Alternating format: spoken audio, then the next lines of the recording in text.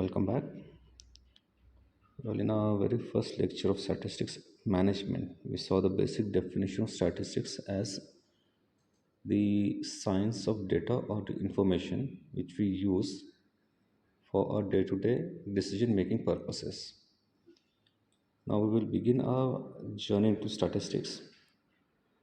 We saw that there are basically two measures of statistics, number one, descriptive, and number two, as inferential.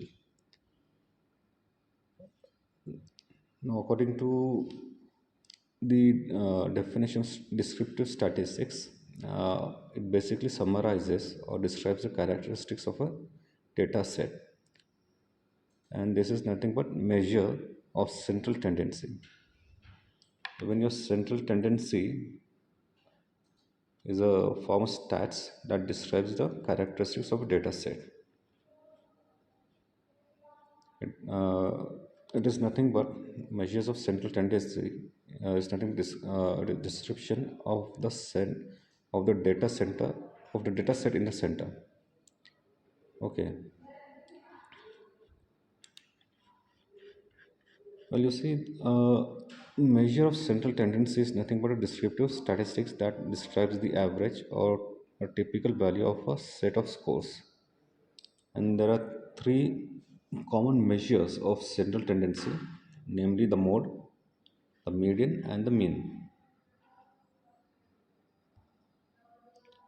To we'll first see what the mode form of central tendency is. You see, the mode is the most frequent score in a given data set. On a histogram, like in this slide, we have a histogram over here. It represents the highest bar in a bar chart. You can therefore sometimes consider the mode as being the most popular option. Okay, so basically, the mode is nothing but the score that occurs most frequently in a set of data. However,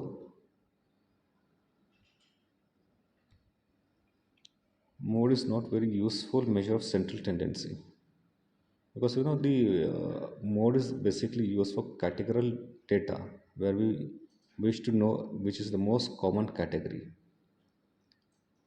Thus, the one of the most frequently occurred problems in with the mode is that it is not unique. So it leaves us with problems when we have two or more values that share the highest frequency.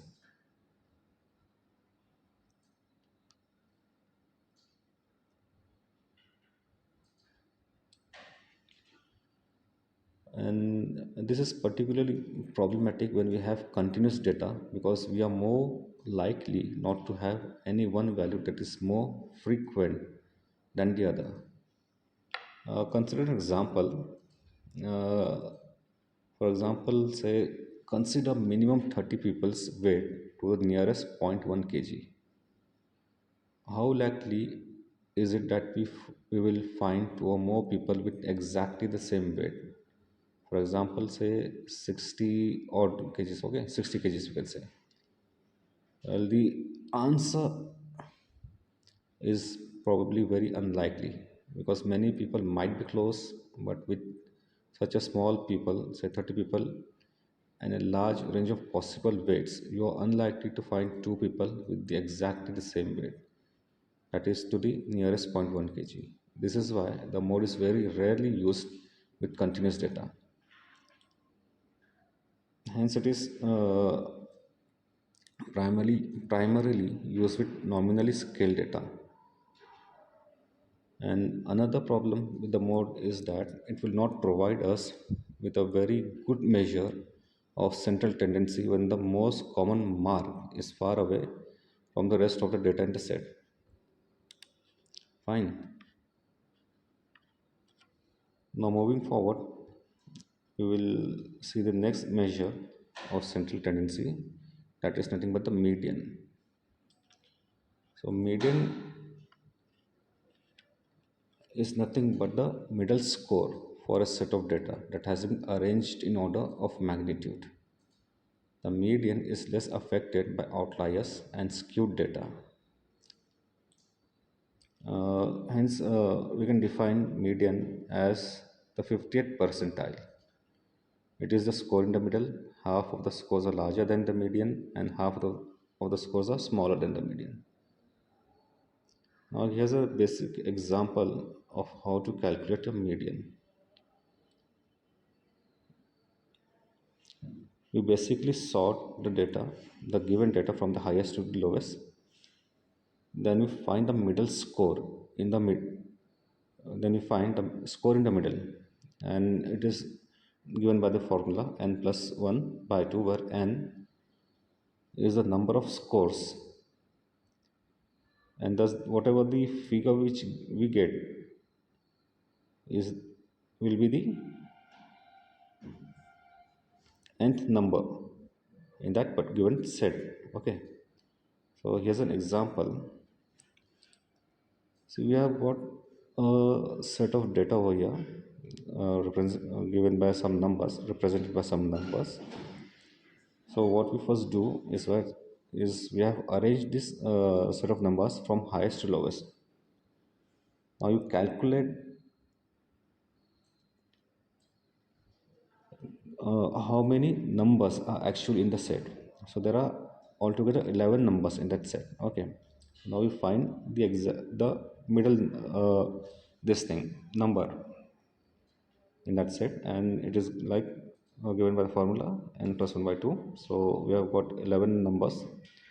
So the middle score is 11 plus 1 by 2, that is 6. So the sixth number in the sorted set is 9. We have got so this is nothing but the median. So median of the above given set of data is 9. Here's another example. We have got number set as 28, 18, 19, 42, 16, 12. We have arranged the above given data from highest to lowest, and now we calculate the middle number. So it is nothing but 6 plus 1 by 2, that is 3.5. Now you see, we in the previous example we had odd number of data, and in this particular example we have even number of data. So the middle in even number of data, there will be two medians, like hence we will have to take the middle of that, the average or the mean of those two numbers. So see, we got the median as the 3.5 number. So it will be like we have got 19 as a third number and 18 as the fourth number. Okay, so we will be finding the mean of these two numbers or the average of these two numbers, and the mean of these two numbers is 18.5. So the median of the above set of data is 18.5.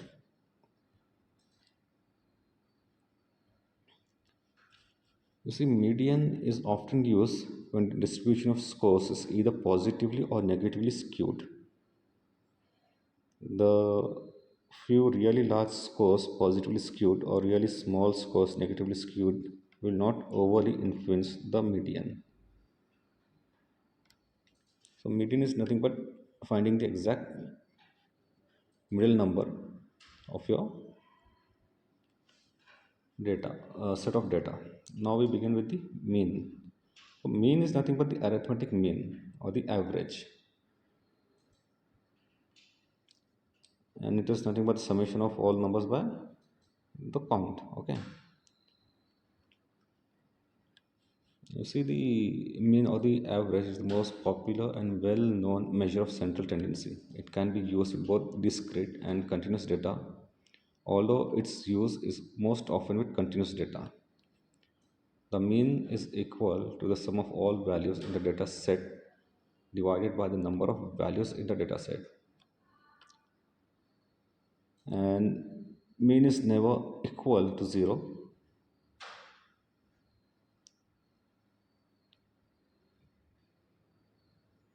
The number m that makes summation x minus m square is the minimum. The mean of a population is represented by the Greek letter mu. The mean of a sample is represented by x. Here are the basic typical examples of calculating the mean. We have got a following data set 1, 5, 4, 3, 2. So we take the summation of these numbers. It, it is nothing but 15. Now we divide the summation by the count of the numbers, that is nothing but 5. So the mean of the above set is 15 by 5, that is nothing but 3.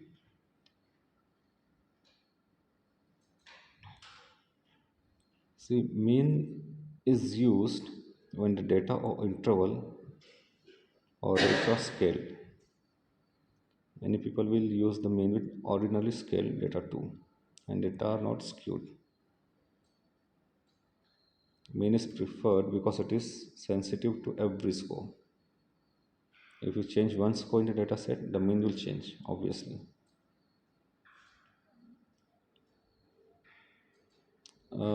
See, in the measures of central tendency in symmetrical distribution, the median and mean are equal. For normal distributions, mean and median will be equal, even the mode. Where in a positively skewed distribution, the mean is greater than the median. And this is represented like this. The graph will be, this is positively skewed distribution. And in negatively skewed distribution, the mean is smaller than the median. It is represented by this particular graph. Okay.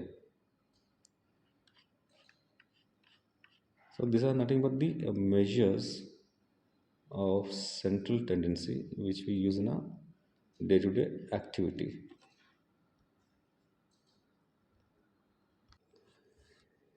So this is nothing but the basics of central tendency. Now the very important question should ask yourself is that what is the need of studying central tendency in management? You see, a central tendency uh, is the inclination of managers to rate all the subordinates with an average score during performance appraisal. So basically, in management, the central tendency is used to rate your subordinates. Therefore, a measure of central tendency helps in identifying the center of all the observations and therefore is called as statistical averages or measures of central location. And in the next lecture, we will be seeing the measures of dispersion and standard deviation. I hope this lecture was helpful for you. Thank you.